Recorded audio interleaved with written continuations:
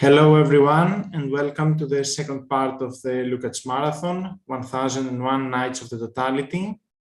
This is our second session, and at this point we'll be discussing the second and third chapters from History and Class Consciousness. Together invited here are Eden Yand and Ankica Čakardić, who will make their presentations at this point. Ankica Čakardić holds the chair of Social Philosophy and Philosophy of Gender at the Faculty of Humanities and Social Studies, and is a member of the Complete Works of Rosa Luxemburg editorial board. She is the author of 3 books, first of which, the latest of which is The Rebellious Mind, Essays in Radical Philosophy, published in 2021, and she will be discussing with us the chapter of Marxism of Rosa Luxemburg, which is a crucial part of History of Class Consciousness, and this is where Lukács introduces, it's already introduced and builds upon the notion of totality. And Eden Young, who is a socialist activist and a PhD candidate at Groningen University, studying Marxist and feminist epistemology, who will be making his presentation on the chapter of the third chapter on class consciousness, who paves the way for the whole discussion of reification and one of the central concepts within the whole book. And I would like once more to thank Historical Materialism for making this online marathon possible, and of course Paul Reynolds, who is backstage and setting everything up. So at this point, Ankica, you have the floor.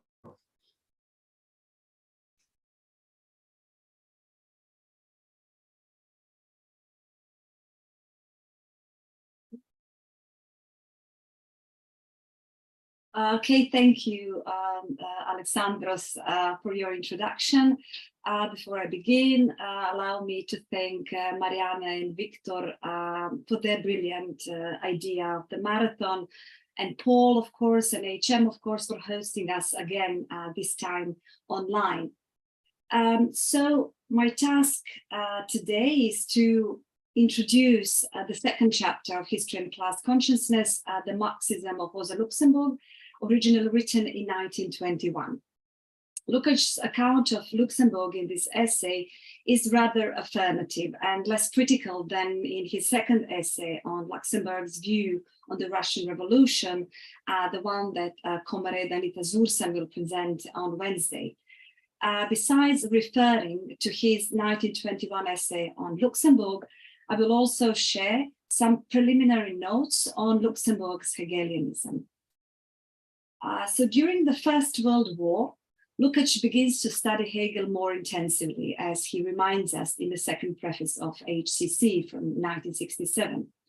Although Hegel's effect upon him was highly ambiguous, Lukács strove to go beyond bourgeois radicalism, as he writes, and finds himself repelled by social democratic theory, especially Kautsky's and Bernstein's version of it. At the same time, Lukács became acquainted with the work of Rosa Luxemburg, whose theory and even more her Marxist methodological inclinations would become very important for the theories he developed during the war and the first few years after it.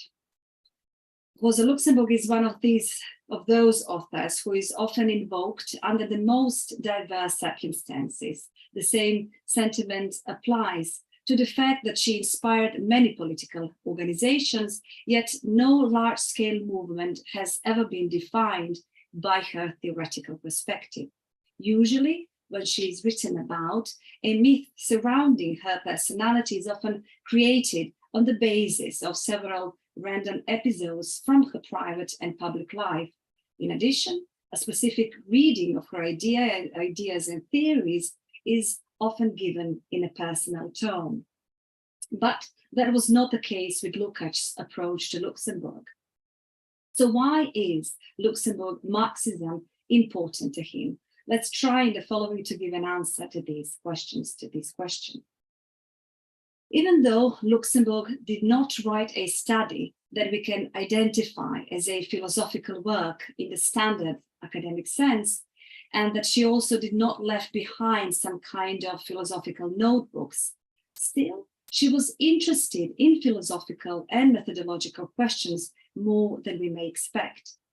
For demonstrating some of her philosophical, precisely Hegelian standpoint in my talk, I will somewhat refer to Dogen Büchsman's piece on Rosa Luxemburg and her application of the legacy classical German philosophy.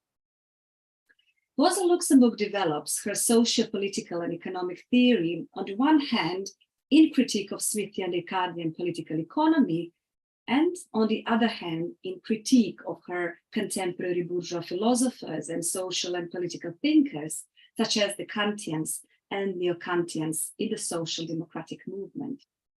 What these two groups have in common is that they are not interested in the scientific explanation of the inner connections of seemingly isolated phenomena.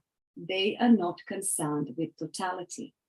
For this reason, Luxemburg writes the following in her essay with the title Back to Adam Smith. Today, the slogan of the bourgeois social sciences seems to be back to Kantian philosophy, back to Adam Smith in economy, a definite sign of hopelessness, she concludes. In her debates with various social democratic theories, her main concern is to reformulate the fundamental methodological questions of social and political theory, defending the achievements of Hegelian and Marx philosophy. A good example of this philosophical standpoint is a quote from her essay Aus dem Nachlass unserer Meister, in which she writes, "It was the cutting weapon of Hegelian dialectics that enabled Marx to make such a splendid critical butchery." End of quote. To prepare her fundamental critique of the neo-Kantians, Luxemburg seemed to have studied Kant and Hegel through primary and secondary sources. Among her secondary sources, we can count the works of Plejano, Mehring, and Lenin. As for primary sources in Luxemburg philosophical work, we find references to Kant's critique of pure reason and to Hegel's science of logic. In opposing neo-positivist and neo-Kantian versions of Marxism, Luxemburg reaffirmed Marx's original rationalism with a new historical setting. Unlike Plejano, she viewed Marx's theory primarily as supplying a method of investigation rather than a system of unimpeachable categories. Her Marxism always remained open-ended and tentative. It is not true that socialism will arise automatically and under all circumstances, she wrote. For her, as for Marx, but also Lukács, history is not an entity independent of consciousness and practice, but instead the field of subjective intervention through action. Philosophical debates of her time, which were of interest only to professional philosophers, could not escape her attention, which was directed towards grasping the totality with all its complexities in relationships and contradictions. She participated in these methodological debates with many works from a Hegelian Marxist perspective. Her work, therefore, offers a vivid description of the philosophical debates toward the end of the 19th and the beginning of the 20th century on methodological and theoretical questions. Let us give a few examples. In her rather unique essay, Empty Nuts, Hohle Nüsse, she writes, "Since from Hegel, philosophical paths simply lead inevitably to the most dangerous robber caves of Feuerbach and Marx, the bourgeois philosophers had no choice but to simply erase Hegel from the history of philosophy by order and let science jump back to Kant by a magic gesture." End of quote. Then again, in her essay at the Council of Intellectuals, in which she attacks Werner Sombart's misuse of Marxian theory, she writes that atomizing work is for bourgeois scientists the safest way to theoretically dissolve all the general social connections. However, to do this, bourgeois scientists have to get rid of Hegelian burden. against the epistemological skepticism of the bourgeoisie and the eclecticism and poverty of theory which shines in all colors, Luxemburg sets the concept of contradiction and epistemological optimism, which involves a critically examining epistemology. Luxemburg formulates the concept of contradiction in almost all of her writings, but even more explicitly in her Introduction to Political Economy and the Accumulation of Capital, a contribution to economic explanation of imperialism. As David McNally notices in the Introduction to Political Economy, Luxemburg writes the following and quotes Hegel's logic. Human society as a whole develops continuously in contradictions, and rather than succumbing to these, it only starts to move when it meets contradictions. Contradiction in the life of society, in other words, is always resolved by development in new advances of culture. Luxemburg continues by quoting the great philosopher Hegel, as she calls him, contradiction is the very moving principle of the world. Then, in her essay Theory and Practice from methodological point of view, Luxemburg accuses Karl Kautsky of a formalist approach. According to his approach, he does not gain his theory from the study of analysis of reality, but produces it from within ad hoc, i.e. from his pure imaginations, she underlines, and therefore alienates himself from a reality. Then, in her famous pamphlet, Social Reform or Revolution, she accuses, again, Edward Bernstein of substituting dialectics for a mechanical approach. He adopts, in her words, an evolutionary moral theory of history rather than a theory of history of class struggles. In this pamphlet, she shows that it is impossible to realize socialism simply through industrial and parliamentary actions, since these actions can only be accomplished within the framework of bourgeois society. In opposition to these unilateral visions that conceive of a history as an indefinite line of development, at the end of which socialism appears as a distant goal and thus lacking all practical interests, she places the dialectical conception of the totality of the historical process that proceeds by contrasts and antinomies. Many of these Luxemburg conclusions from her debate with neo-Kantians like Bernstein and Kautsky are unsurprisingly echoed in Lukács' critique of social democratic theory and its economic fatalism. He claims, for example, that the revival of Hegel's dialectics struck a hard blow at the revisionist tradition of SPD, and that already Bernstein had wished to eliminate everything reminiscent of Hegel's dialectic in the name of the science. And nothing was further from his philosophical opponents, above all Kautsky, Lukács underlines, than the desire to take over the defense of this tradition. No wonder Lukács saw Rosa Luxemburg as an ally. He treated her ideas as a coherent whole with universal application. In fact, with 20 pages he devoted to Luxemburg in the essay from 1921, Luxemburg's theory appeared for the first time in Marxist philosophy as a system. Just a few years after the Accumulation of Capital was published on Christmas Eve 1922, Lukács wrote the following in his preface to HCC. A few words of explanation, superfluous for many readers, perhaps are due for the prominence given in these pages to the presentation, interpretation, and discussion of the theories of Rosa Luxemburg. On this point, I would say, firstly, that Rosa Luxemburg, alone among Marx's disciples, has made a real advance on his life's work in both the content and method of his economic doctrines. She alone, he writes, has found a way to apply them concretely to the present state of social development. In the studies of Luxemburg, Lukács believed, we find the basic problems of capitalism analyzed within the context of the historical process as a totality.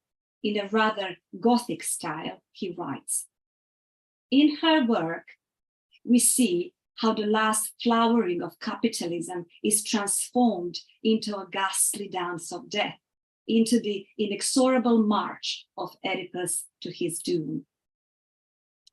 Both Lukács and Luxemburg advanced the concept of necessity that protected the proletariat's freedom to act, yet neither seriously doubted that when the proletariat finally did act, it would do so rationally and thus bear out the necessity of communism. While outlining the crucial difference between Marxism and bourgeois thought, Lukács stops at a point of view of totality. As he explains, this all-encompassing predominance of the whole over the parts is the essence of the method that Marx took from Hegel and brilliantly transformed into the foundations of the entirely new science. Lukács emphasizes that the primacy of the category of totality is the barrier of the principle of revolution in science, and argues forcefully that after decades of vulgarized Marxism, it was Luxemburg's major work, The Accumulation of Capital, that took up the problem at precisely this point. As mentioned earlier, Luxemburg argues in Social Reform or Revolution that Bernstein is the main source for advancing the mechanical theory of social development without any historical or materialist substance.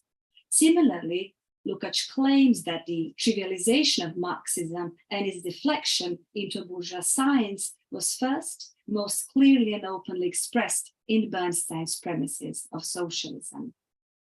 The initial polemic between Luxemburg and the epigones, as Luxemburg called the opportunist and centrist camp of SPD, has further inevitable consequences. The economic development of the imperialist era had made it increasingly difficult to believe in the epigone's pseudo-attacks on the capitalist system and in the scientific analysis of isolated phenomena in the name of the objective and exact sciences. Lukács emphasizes that it is not enough to be politically committed for or against capitalism. One has to declare one theoretical commitment too.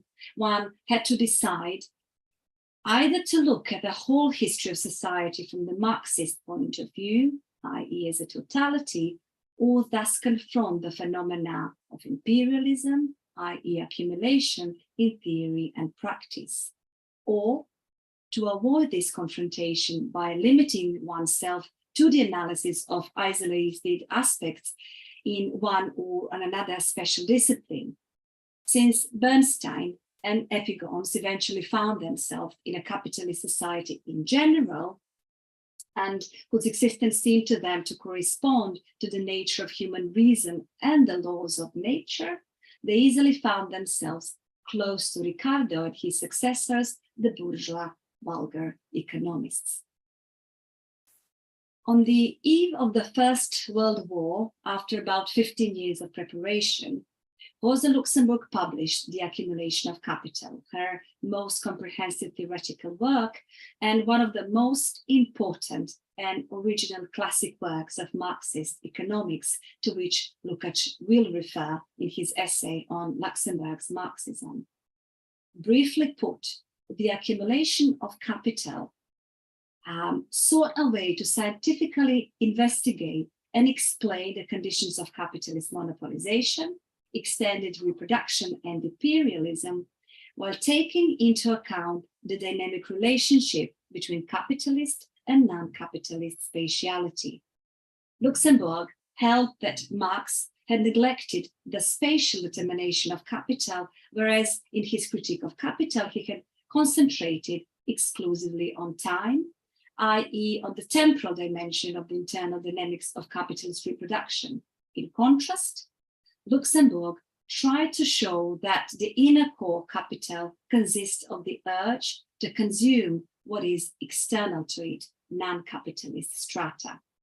Luxemburg's aim was to formulate her own theory of extended reproduction and critique of classical economics, which contained not only a temporal, but also a spatial analytical dimension. Peter Hudis has called this spatial determination of capitalist accumulation the dialectics of spatiality. Friends and enemies alike piled sharp criticism upon Luxemburg for noting Marx's glaring inconsistencies, as she believed, the defects of his approach to the problem of accumulation and expanded reproduction from the second volume of Capital. In a letter to Franz Mehring, referring to critiques of her The Accumulation of Capital, she wrote, "In general, I was well aware that the book would run into resistance in the short term. Unfortunately, our prevailing Marxism, like some gout-ridden old uncle, is afraid of any fresh breeze of thought, and I took it into account that I would have to do a lot of fighting at first."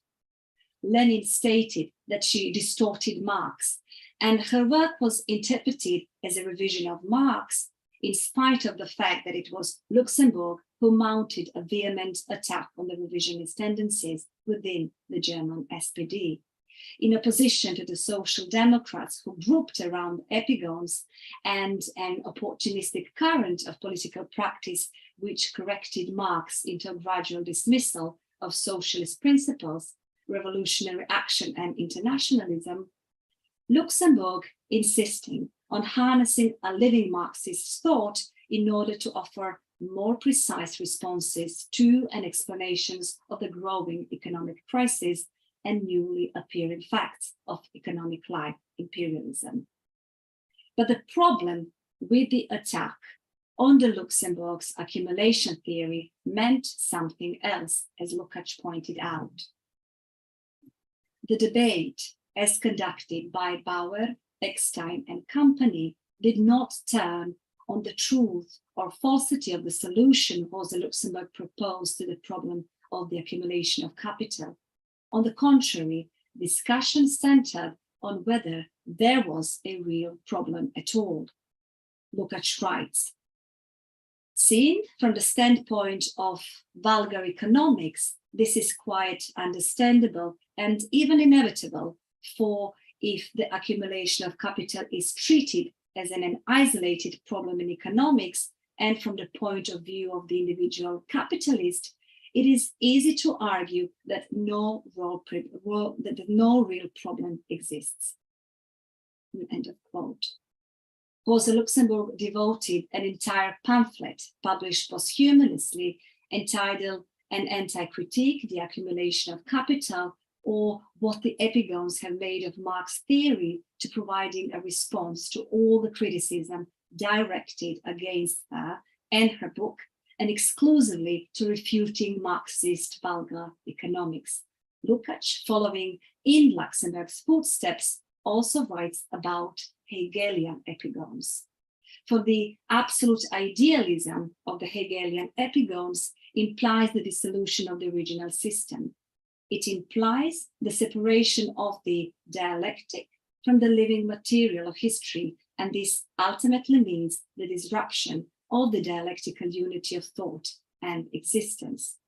If the purely ideological construction of the Hegelians have proved insufficient to understand historical events, Lukács argues the epigone Marxists have displayed a comparable inability to understand either the connection between the so-called ideological forms of society and their economic basis, or the economy itself as a totality and as a real social reality. After enumerating distorted readings of Marx in his essay Rosa Luxemburg as Marxist, when tackling the problem of returning to the abstract ethical imperatives of the Kantian school, Lukács concludes that the fundamental study which inaugurates the theoretical rebirth of Marxism is Rosa Luxemburg's The Accumulation of Capital. But This also contains the possible interpretation that Luxemburg, with her philosophical and at the same time political struggle with the Social Democrats, not only initiates the theoretical rebirth of Marxism, but also Hegelian dialectics. After all, that is, as Luxemburg points, the cutting weapon which allowed Marx to make such a splendid critical butchery.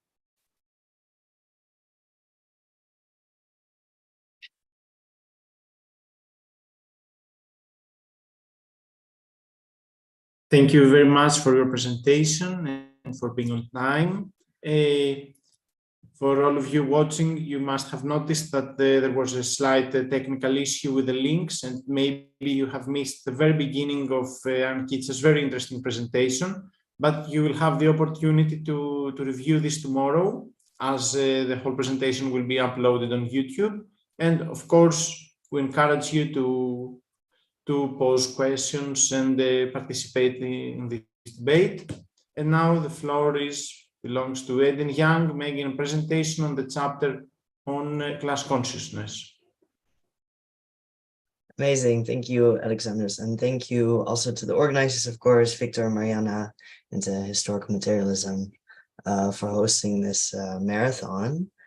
I'm going to be talking about chapter 3, class consciousness, in which Lukács makes an important distinction, which is the distinction between the empirically given consciousness of the working class and so-called class consciousness, which is also at times called imputed consciousness. This is the distinction I'm going to be talking about today. And this distinction has been significant for the legacy of this book, both in terms of, for example, theorists from the Frankfurt School who considered this concept's kind of usefulness for ideology critique and for feminist standpoint theory. And whereas Lukács kind of coins this distinction in chapter 3 in class consciousness, it's often also read into chapter 4, the reification and the consciousness of the proletariat chapter. And in this talk, I'm going to tease out a difference in the conceptions of class consciousness between these two chapters, and specifically a difference in what they are grounded on. And I'll get back to what that means. But in a nutshell, I'm going to argue that the class consciousness chapter seems to rely on a conception of class interests that objectively follow from the class position of the proletariat. But in the reification chapter, on the other hand, the collective experience of the proletariat is the basis for the potential of class consciousness developing. And following an evaluation of the kind of merits and problems of both accounts, I'm going to connect them to a tension within the concept of class consciousness as the standpoint of the proletariat. The tension in question is that between understanding the standpoint as, on the one hand, an epistemologically privileged position, and on the second hand, the self-realization of the proletariat into a class. I'll then conclude with a suggestion for what can be recovered from class consciousness based on these interpretations, specifically concerning the role of the party and the significance of this tension in the concept of class consciousness. So first things first, what is the distinction in question? Why is it important? And what is meant with the claim that class consciousness needs to be grounded on something? I'm going to give a very circumscribed answer to these questions. So the question that Lukács is trying to answer in class consciousness is what the role of class consciousness is in the class struggle of the proletariat under capitalism. In order to answer this question, Lukács needs to describe what class consciousness is and whether it can be described in the abstract or if the proletariat's class consciousness is unique when compared to other classes throughout history. And according to Lukács' analysis in this chapter, the proletariat is distinct from other classes in history due to its contradictory position as both the subject and the object of the production process under capitalism. And according to him, never before has a class existed that would be able to abolish class by universalizing its own conditions. This distinction between empirical and class consciousness is based on the specific character of the capitalist mode of production. And in short, what do these two terms mean? Empirical consciousness refers to the actual psychological states of individual workers or the working class as a whole, whereas class consciousness is, and I quote, the sense become conscious of the historical role of the class. So class consciousness of the proletariat for Lukács means an understanding of society in processual terms and the ability to conceive of the totality of society, a term we've heard a couple of times now, which means also its historical character, by avoiding the naturalization of capitalism's contingencies into what appear to be universal laws. So from this analysis of capitalism follows the insight that it is in the interest of the proletariat to abolish the current relations of production and replace them with a classless society. These true interests are obscured and distorted by the bourgeois ideology that holds that the rule of the market is an unchangeable law of nature and capitalism is the only possible mode of production. The distinction between empirical and class consciousness is important because it has a practical dimension. Different conceptions of class consciousness are going to lead to different answers to the question of its role in class struggle. And so consequently, different Marxist traditions would give diverging answers to the question. One can compare, for example, Lukács's position that revolution can and must be the free act of the proletariat to, for example, Maoist and Kautsky approaches to understanding the relationship between a socialist party or the vanguard and the masses. So Lukács's particular conception of class consciousness is the foundation, I believe, for this position on questions of socialist political strategy. Then lastly, what does it mean to talk about different conceptions of the grounding of class consciousness? This is an epistemological question about class consciousness, namely that if class consciousness is not what the proletariat is thinking right now, if it's not their actual psychological state, on which basis can we then actually determine what class consciousness is? Where does the content of this consciousness come from? And different grounds for the answer to this question would lead to different accounts of what the content of class consciousness actually would be. So I'm going to discuss two interpretations of class consciousness. The first I will call an interest-based account, and the second an experience-based account. In the class consciousness chapter 3, the picture of class consciousness that is presented seems to follow objectively and almost mechanically from the class's position in the economic structure of capitalism. And Lukács describes it as such, I quote, "By relating consciousness to the whole of society, it becomes possible to infer the thoughts and feelings which men would have in a particular situation if they were able to assess both it and the interests arising from it in their impact on immediate action and the whole structure of society." So class consciousness in this conception is based on the interests of the proletariat that follow from the class position. They concern interests in the relationship of the proletariat as a class to the mode of production, but they don't necessarily concern all workers' individual interests. And these interests, specifically these class interests, exist regardless of whether the people they pertain to follow them or even are aware of them. But the crucial part is that Lukács's claim that if the proletariat would have perfect knowledge about their situation, then proletarians would understand the possibility of and have the desire for a socialist revolution following from the position and character of their class.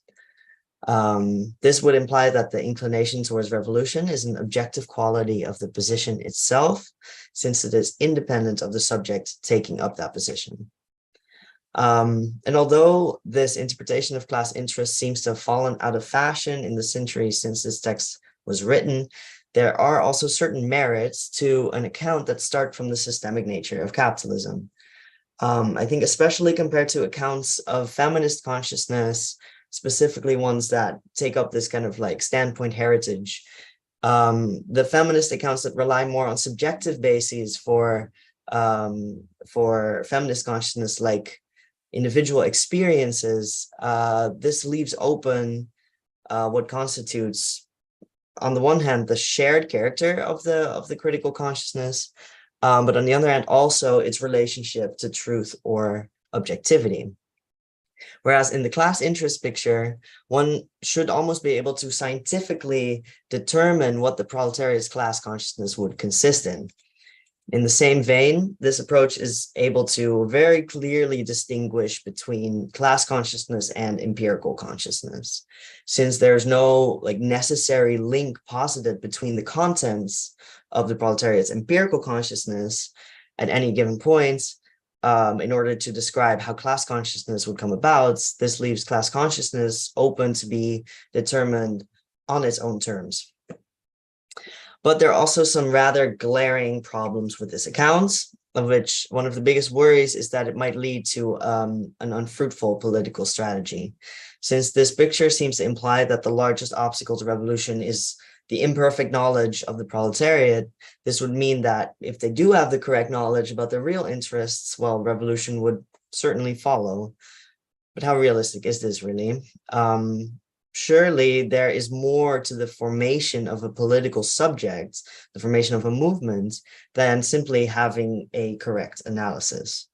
The strategy that seems to present itself in response to this articulation of the main obstacle to the mobilization of the proletariats into acting as a class would be that what socialists need to do is make people aware of their interests. But this misses an important dimension of class struggle. It's not clear that gaining this knowledge from some external source would directly translate into political struggle, especially if one conceives of the role of the party to then bring this consciousness to the proletariat as if from the outside. So underlying this picture is a very static conception of the political struggle the proletariat is assumed to engage in. It lacks a sense of the proletariat's development into a subject that defines the end goal in the struggle itself, which results in both a very static and passive conception of the proletariat and a very voluntaristic conception of the vanguard. As we learned from Alexandros's contribution about Lukács's Marxist method and the critique of Second International Marxism, Lukács is also very clear that a description of empirical facts can never in itself be a prescription for action. And in this light, I think the quote about class consciousness that I gave earlier can seem puzzling, because it would seem that what Lukács is saying is that there are certain facts about class position which, if known, would lead the proletariat to act in a specific way. And if this is how we interpret class consciousness, it would contradict Lukács's own critique of empiricism.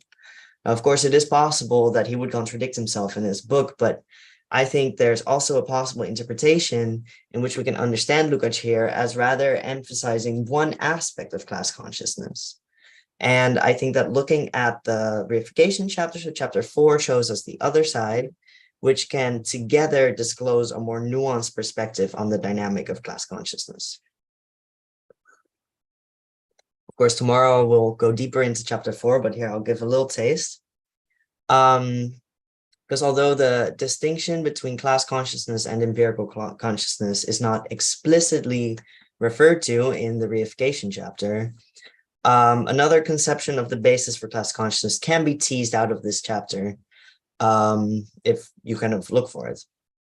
And I think this especially comes to the fore in Frederick Jameson's reading of Lukács, specifically in this tracing of the heritage of Lukács's standpoint theory to the feminist standpoint theories of the 80s in the essay History and Class Consciousness as an Unfinished Project. And in fact, the idea of a standpoint as it is conceptualized in feminist standpoint theory is that the standpoint is always a potential at first and must be struggled for to be achieved. And this maps onto the fact that the empirical consciousness of the proletariat is distinct from class consciousness that they would have if they realized the proletarian standpoints. Jameson describes Lukács's characterization of the basis for proletarian class consciousness as, quote, the epistemological priority of the experience of various groups or collectivities, in this case, that of the industrial working class. What distinguishes the industrial working class is, quote again, its experience of itself as wage labor, or in other words, as the commodification of labor power. Now, this reading, Jason makes explicit, is based on the reification chapter. And the key in this story is that the experience of the proletariat of itself as reified, as a commodity, that this experience of a deep contradiction that finds its origin in the mode of production drives the proletariat beyond the immediacy of capitalism and drives it to be able to conceive of the abolition of the current state of affairs. So the epistemological priority of the standpoint of the proletariat in this perspective is more like a negative moment of finding oneself in a contradiction, and the impulse to move beyond it. Class consciousness in this perspective is also self-knowledge in a double sense, because it is knowledge of its own position in capitalism, and knowledge of itself as a class, as collective self-consciousness. So in that process of becoming a political agent, of kind of like self-constituting. And you look at his words from the reification chapter: when the worker knows himself as a commodity, his knowledge is practical. That is to say, this knowledge brings about an objective structural change in the object of knowledge. So in this perspective, class consciousness is synonymous with the proletariat's self-realization as a class. One of the merits of this account is that it does not seem to run into the issues that the class interest-based account runs into, because rather than a subject-independent conception of class interest, the experience-based account starts from the experiences that the proletariat is assumed to share, qua their shared structural position. However, experience cannot be itself enough, since in that case, there would be no difference between empirical and class consciousness. Because perhaps, we have a feeling that things cannot go on as they are doing now, but there is not really a basis for delineating how things could be otherwise. And therefore, if the standpoint of the proletariat is the coming to be of the proletariat as a class itself, that still leaves the transformation of experiences into consciousness to be explained. So, based on these divergent conceptions, I'm going to suggest to conclude that to understand the standpoint of the proletariat, we cannot actually disregard the perspective offered in the class consciousness chapter. A lot of people tend to see chapter 4 as more fully developed, and it is incredibly rich on this topic, but I don't think we should completely dismiss chapter 3. Because, of course, the class struggle cannot be fully predicted to follow mechanically from any given started points. There is a level of development of the political aims of the proletariat that can only come about in the struggle itself. But at the same time, and that's, I think, the other side, Marxists can, but also need to understand what the contradiction is that the proletariat find itself in, and what, given the lessons that history and analysis of capitalism teaches, are ways that the proletariat can win its struggle against capital. So class struggle consists of both the experienced contradiction that could drive the proletariat into action, but also a perspective for the way forward. Both this negative and this positive moments can and perhaps should be contained in the concept of a standpoint. So to understand how the contradiction comes about and to understand what the proletariat's self-knowledge comes down to, the subject-independent qualities of the class position and interests of the proletariat cannot be avoided. Without an analysis of the class interests of the proletariat, one would be left in a void with regards to the positive claim for which kind of action the proletariat should take to respond to its contradictory position. It seems as if this would lead to a kind of pure spontaneism, whereby the political goals could only be formed in the spontaneous action of the masses, and one could never say beforehand what this might look like. But I think it would be wrong to conclude from Lukács's seeming self-critique of the revolutionary significance of forces outside of the proletariat, as he did in the preface, that in his view, the party should take a tailless approach and merely follow the masses. There is a leading role for the party, which has to do with the careful analysis of the class position of the proletariat and the interests that follow from it. and developing this into socialist theory in order to push the class struggle towards strategies that can win. On the other hand, the voluntaristic conception of the party simply bringing the right analysis to the proletariat and thereby inciting the revolution is also something that Lukács explicitly does not avow. That's because the party, properly conceived, does not fully stand outside the proletariat, but stands in dialectical relation, but is in a dialectical relationship, the organized elements of and for the class. So the party does not bring the truth to the proletariat from the outside, but it's an organic element of class struggle, a mediating element between the proletariat's objective situation, its militancy, and its self-consciousness. I think in this picture, the revolutionary vanguard plays a vital role in the development of the class consciousness of the working class itself. Because neither is a successful socialist revolution imaginable without a proper theoretical understanding of class dynamics under capitalism, nor can it be done by anyone other than the working class as a class. And therefore, both of these conceptions of class consciousness, the analysis of the proletariat's position, and the self-realization of the proletariat as a class, in other words, as a political subject, need to be understood together. And I hope that this may shed light on the meaning of Lukács's claim about the perfect knowledge of class consciousness, which would have stayed obscured if not read in combination with the other parts of this book, History and Class Consciousness. If we want to retain the distinction between imputed and empirical consciousness, which is necessary for the possibility of class formation in a moment where class consciousness is not shared broadly, we need to continue to have hope that class consciousness is something different than empirical consciousness. Then having some conception of class interest is crucial. And whereas the class consciousness chapter provides a limited understanding of class consciousness, rather than discard it as incompatible with the more developed reification chapter, it still highlights one aspect of class consciousness that I think is definitely needed to understand its full scope. And with that, I want to end, and thank you for listening. Looking forward to your questions.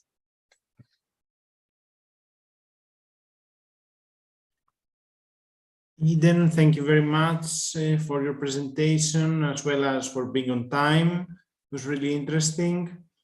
We already have some questions, and I will start reading.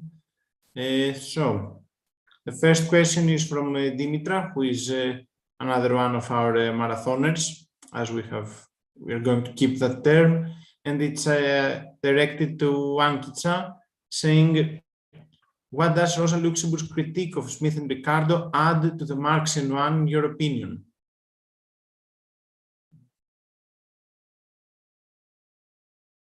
Yes, thank you, Dimitra, for the question. It's a short question, but maybe the answer is not that short or brief. But let me try to share several thoughts that I think that might be applied to the question, and especially regarding Luxemburg's critique of Smith and Ricardo, and what is new there in Marxism going from Luxemburg. So obviously her critique of Ricardo and Smith is a classical Marxist one, and I would even argue a Hegelian one. Why I say that? Because of course, she's going from the point of production and labor power rather than capital. And this is something that I would argue both share Marx and Hegel. But what she adds in her theory to the Marxist analysis and Marxist critique of neoclassical concept of political economy is her insisting on imperialism. So Luxemburg devotes a lot of attention to the problem of foreign trade in her critique of political economy, and hence she is developing an argument for her theory of imperialism. She says in order for capitalism to reproduce, it is necessary to form or to find additional artificial sources of demand, primarily expansion to non-capitalist economies, but also militarization of the economy, and of course the international loan expansion. So I think that she goes from Marx in classical terms, going from the point of labor power, not from capital, going from the point of production, not exchange. But then again, she tries to explain that we need to concentrate even more on the space, even more on the question of the specific geographical inclinations, not just in terms of the temporal dimension that was originally brought by Marx. So I would argue that especially this point, by going from classical critique of political economy, the Marxist one, going more in the direction of the theory of accumulation and imperialism, was something that was specifically Luxemburgian, if I may say so. Okay, thank you very much. We have another question regarding Rosa Luxemburg. It's from Victor, who states that, is the underestimation of Rosa Luxemburg as a theorist slash philosopher a characteristic of her reception more broadly, which Lukács breaks from? And does this lead to a reductionist reading of Rosa Luxemburg as a mere economist or a political thinker? Yes, thank you, Victor, for the question that we raised, I think, before we started with the panel. So let's continue. Yes, first of all, there is a kind of specific approach to Rosa Luxemburg, and she's more analyzed in terms of her political theory. That means that her economic theory is not developed that much in terms of the specific analysis. So not just that there are more political or economical analysis of Rosa Luxemburg, but we have to see clearly that there are not so many analyses of her economic theory, and that is something that needs to be changed. As I wrote in some other papers on Rosa Luxemburg, so I claim that her economic theory is especially interesting in the terms of the question of the accumulation and expanded reproduction, especially when she's criticizing the Marx concept from his second volume of Capital, which might be even more explored in the questions of social production theory. And now the question of maybe reductionist reading of Rosa Luxemburg, if we take her just as an economist or political thinker. So the first note is something that we have to take in account, is that she is really still marginal, or rather ignored, in terms of her critique of political economy and economic studies. But when we speak about her philosophical inclinations, there is something that is even more ignored. So I think that the question of reductionism is really an interesting one, but also there is, I think, a problem of philosophication of the economic or political theory. We all know the problems of the Western Marxism and how we approach, the political thinkers which were involved in many different concrete struggles. And usually when we use some kind of philosophical analysis, the argument goes, leave them, they're political thinkers, revolutionaries. If we do a speculative reading of them, that might distort somehow the legacy of specific thinker. So I would beg to differ. Because I think that she really is a source of fantastic overview of the philosophical debates at the end of the 19th and 20th century, and that somehow by detour, not directly, she really criticized the main problems within the philosophy, especially in terms of the Kantian approach to morality, not taking into account the ethical life that Hegel brought. So yes, I think that there is now is time to do a more analysis of a Luxembourgian legacy, also in terms of her philosophical inclinations. And yes, I think that Lukács really is the first one who actually speaks about her philosophical thought as a system and tries to understand her method, the questions of history, and also, of course, the connection between the dialectics as a principle of a development of thinking in one way, but also applying it in a concrete struggles.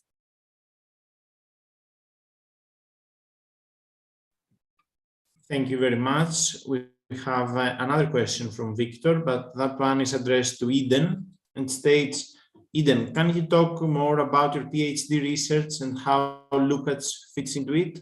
Also, what is the reception of Lukács in a feminist standpoint theory?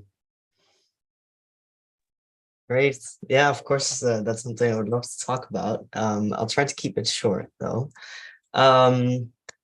So I think my research kind of started from this observation in standpoint theory, in feminist standpoint theory, particularly that it tends to, in a kind of folk theory sense, or in kind of like ways it's used outside of academia, to lead to what's called the politics of deference. So it's kind of like, because people in certain social positions have better access through this epistemic standpoint to knowledge about things about society, therefore we should ask this person, this random person, what they think about a form of oppression, and then we will have better knowledge.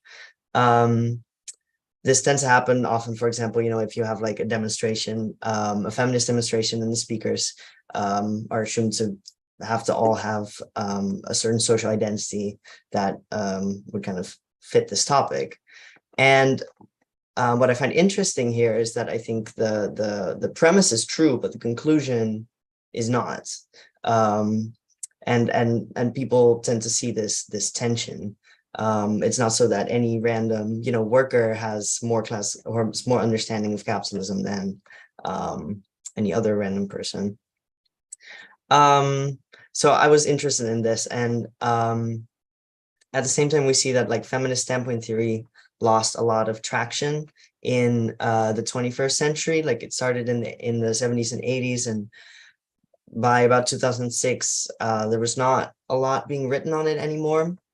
And I think like my project's trying to kind of figure out like what was the reason for that, which were the problems, and then specifically what can Lukács maybe do for us in that topic, because it's the first feminist standpoint theories, many of them kind of refer back to Lukács, or at least to Marx, to kind of give shape to their standpoint theory.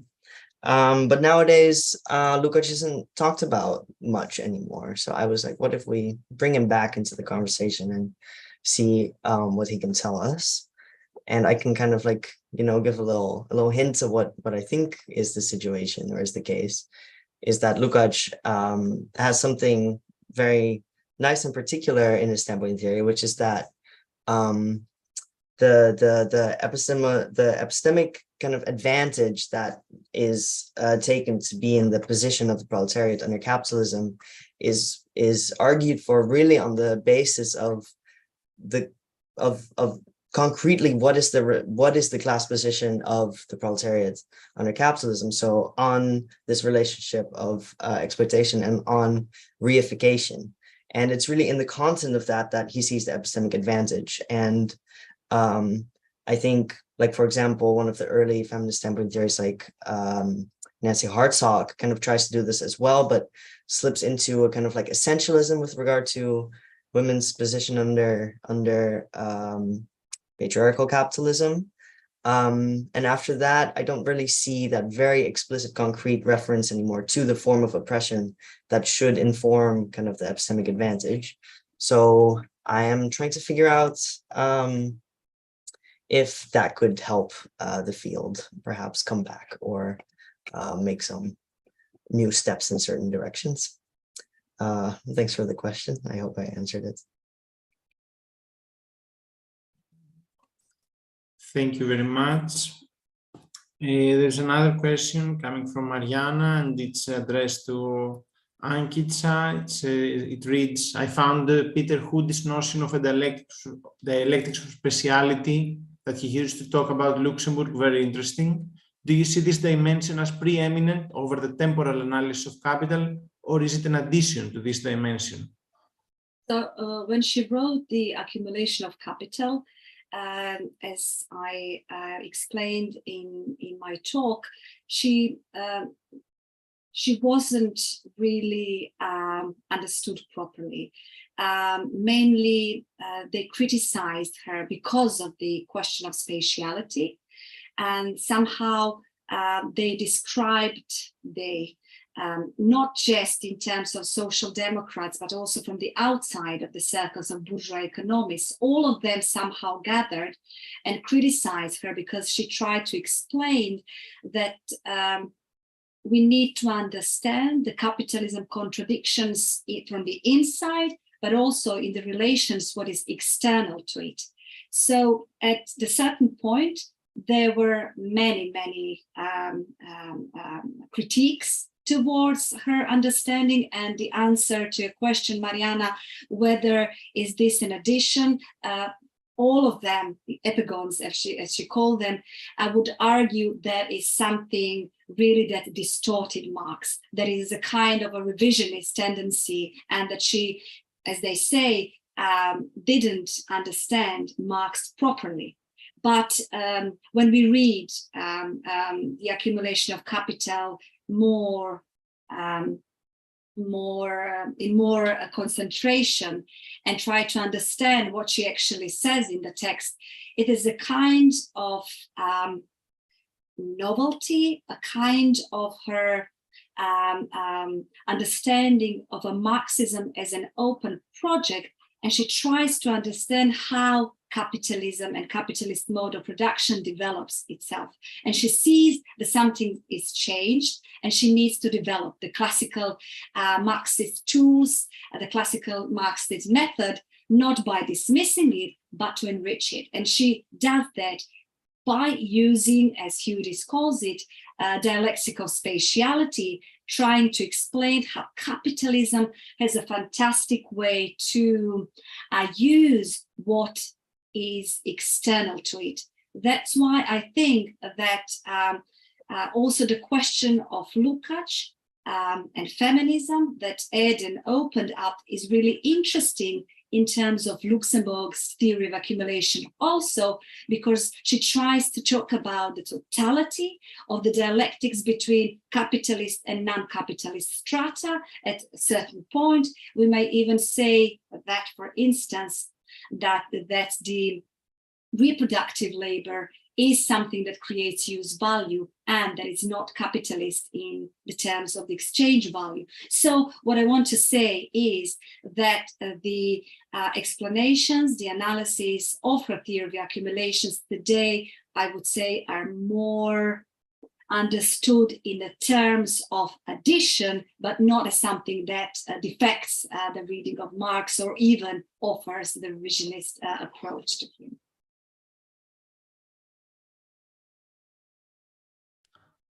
Thank you very much. We have another question from Mariana, but this one addressed to Eden.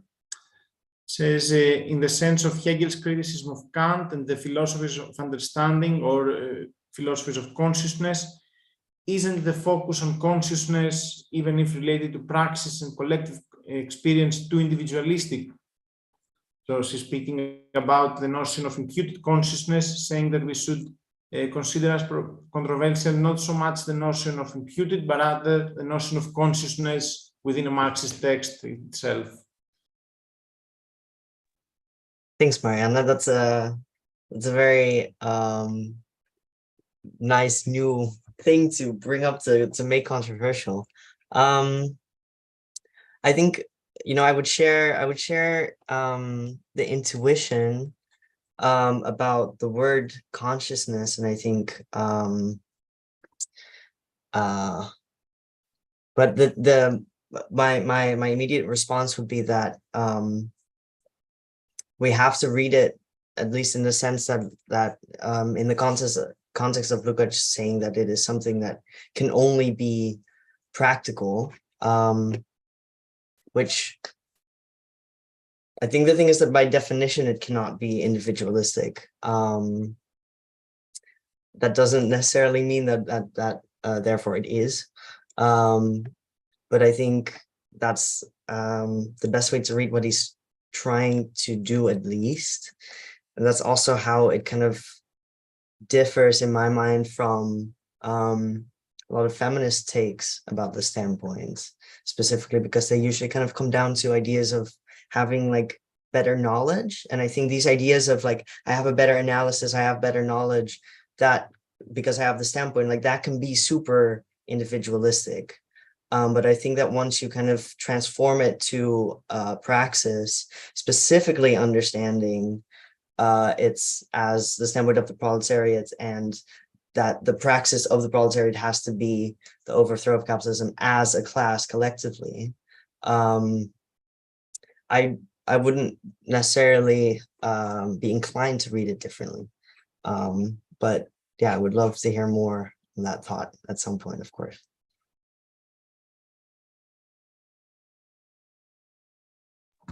Thank you very much. And I will read now a question by Giovanni, another one of our marathoners, addressed to Eden, stating that, Eden, I understand your reading as claiming that the reification chapter provides the theoretical ground, meaning knowledge as self-consciousness of the object, for what had already been stated in the class consciousness chapter. But this could have been misunderstood in a contemplative way. So a progress in clarification from one chapter to another, or is it rather simply two complementary aspects? Thanks, Giovanni. Another very pointed and thought-provoking question. I think one definitely, there's opportunities, or there's possibilities to read it that way. I think especially if you see it so that this kind of like idea of class interests, it only can make sense kind of when you catch it in the reification framework, because otherwise he would kind of be very clearly contradicting himself. So maybe the only way to understand it would have to be in this more developed sense. But I think that one reason that I like kind of framing it in this kind of more complementary way is that, yeah, to my mind, in specifically feminist standpoint theories, they tend to not take that aspect of the kind of like concrete analysis of the social relations into account as much as like the more experiential side kind of tends to take the fore. And I think that framing it like this, it kind of emphasizes like, well, then there's this other side, and instead of like there's this dimension, let's say. But I feel like there might be a good argument to be made that only dialectically can the class interest make sense. But I'll leave it at that.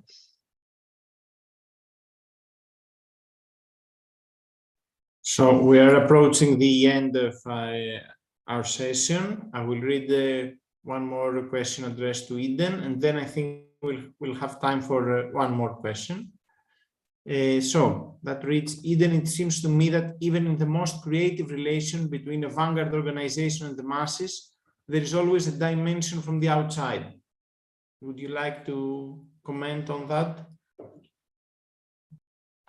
Yeah, the questions get like progressively more difficult. I saw in the question that there was reference to the concept of the Augenblick in Taylorism, and I'm afraid I'm not familiar with this part of Lukács's work yet, so I can't really comment on that. I guess the only gesture towards an answer I can make is that this idea about the outside of the party's role, that I would definitely not want to kind of dismiss that.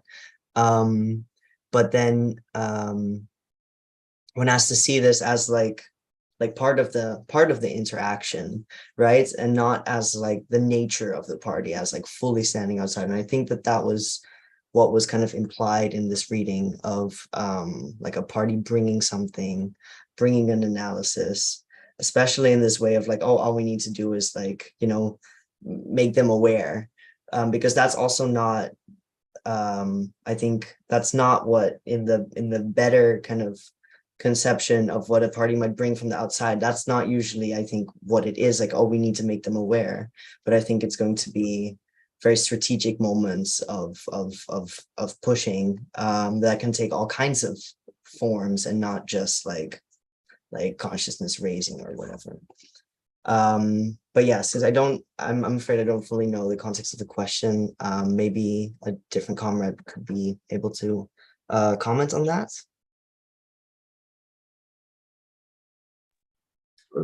I think that your answer was to the point. I would just like to make an addition.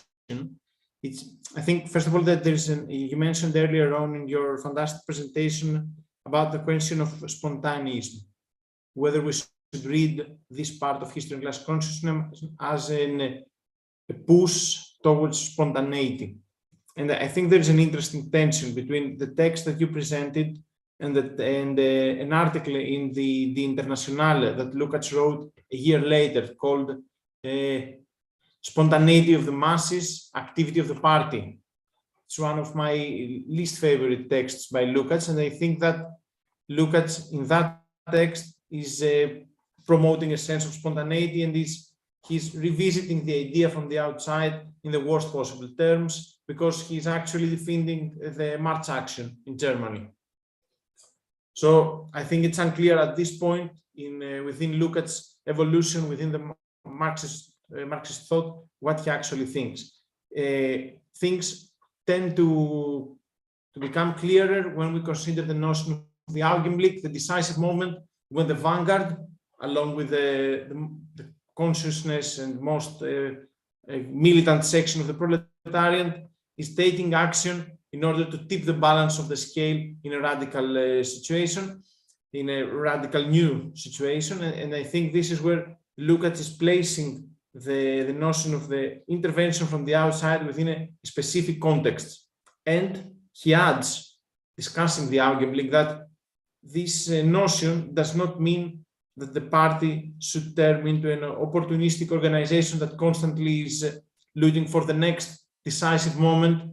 And in that sense, he also promotes a notion of the vanguard party that intervenes decidedly, and at the same time, he's also warning against an ultra-leftist theory of the party. And I think this is the way that his thought develops from 1920, when he writes the chapter on class consciousness, till 1924, 25. This is 1925. I think this is when he completes the book on Taylism. But at this point, I think his thought is really on the verge. And also I'd like to add that I have been told that we have a bit of more time, so we can take a couple of questions.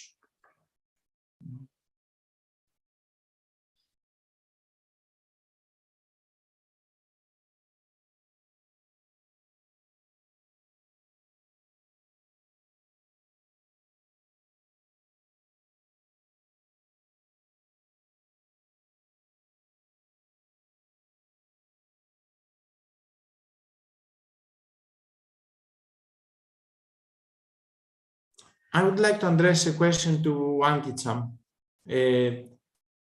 Mainly, what's your opinion of Lukács as a political economist? Because it seems to me that he mainly focuses on the philosophical premises that underlie the notion, the book on accumulation of capital.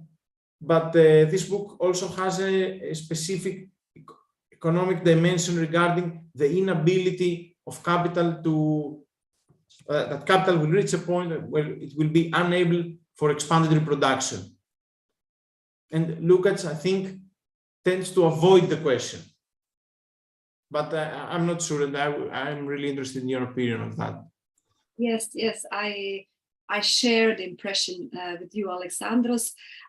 Yes, to be completely open with it, there are several problems with the accumulation of capital. It's not a text that it doesn't have its flaws, and there are many different takes on the text, and some argue there is even a question of the problem of demand, which is rather a classical approach to that. But what I see with Lukács, I think that he doesn't go just in Luxembourg to discuss the critique of political economy. I think he's rather there, as probably you would argue, in order to speak about the Marxian method. What he tries to, I think, use from Luxembourg is her attention to many different social and historical facts that needs to be applied to the existing Marxist project. So both of them, I think, share the inclination to think about Marxism as an open and tentative program, and he goes more, I think, in the direction of the method, of the historical problems, and then to the question of the class struggle, and will it be rational or spontaneous? But when you say that there are some problems with the accumulation of capital, and that he actually avoids the substantial discussion that Rosa Luxemburg brought, I would definitely definitely agree with you that there is more to it, and that it's tackled just a little bit. And I think he used it, to express what he needs to do with the questions of the method, with the critique of neo-Kantians, with the problem with Kant. So yes, I think it's more in that direction, but less explored in the terms of the critique of political economy, especially in terms of the imperialism, the problem of the accumulation, and the second volume of Capital, the critique of reproduction, extended reproduction, and so forth.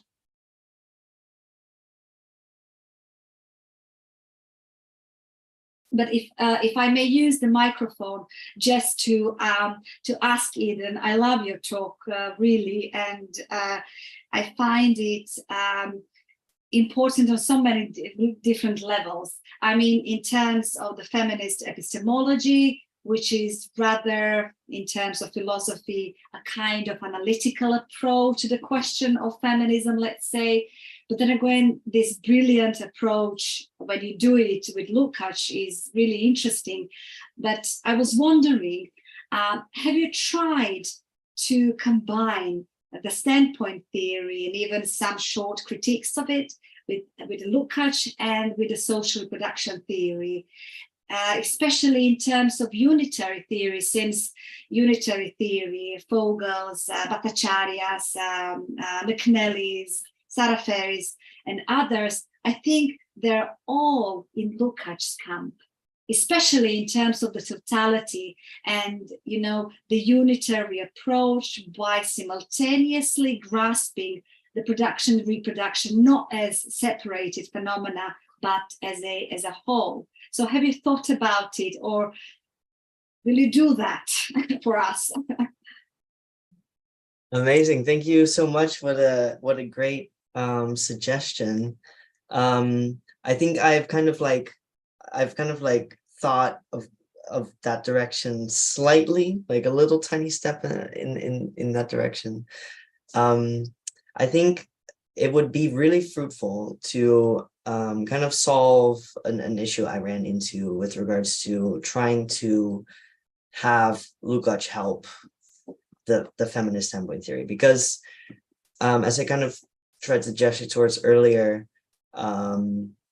Lukács's standpoint theory is really based on the concept of reification, and as far as I can tell, I don't know if it's possible to kind of like, you know, replace reification with something else, like oppression broadly, generally, and then you know, like poof, the epistemic advantage appears. I don't think his theory would work that way.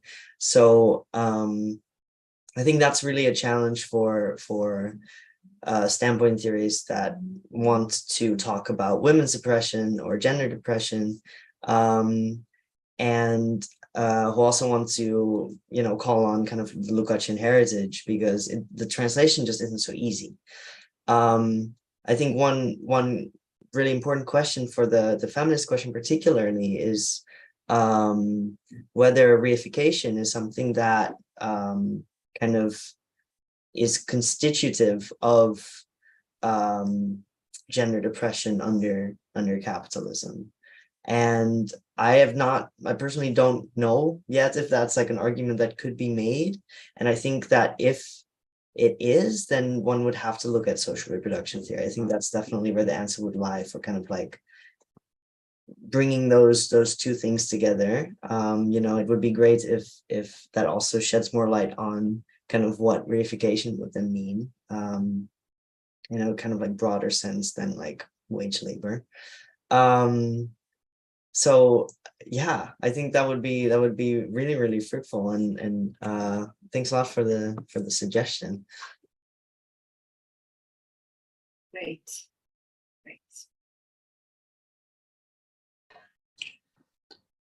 I think that this is a great point to conclude the session. Thank you for your fantastic presentations, and as well as the insightful answers to a lot of questions. Thank you very much once again to Historical Materials and Paul Reynolds for making all of this possible. And once again, for those of you who either missed the very beginning of this session or some parts of it, it will really soon be all of it available online on YouTube. And I would like to end the session with noting that tomorrow we have 2 more sessions starting at 6 o'clock with the introduction by Kostas Goussis. Victor Strazzeri will be discussing the phenomenon of reification, Giovanni Zanotti, the antinomies of bourgeois thought, and Mariana Teixeira, the standpoint of the proletariat. So as you can see, with the 3rd session, we go into the reification chapters. Thank you very much once again, and I think that concludes this part of the Lukács Marathon.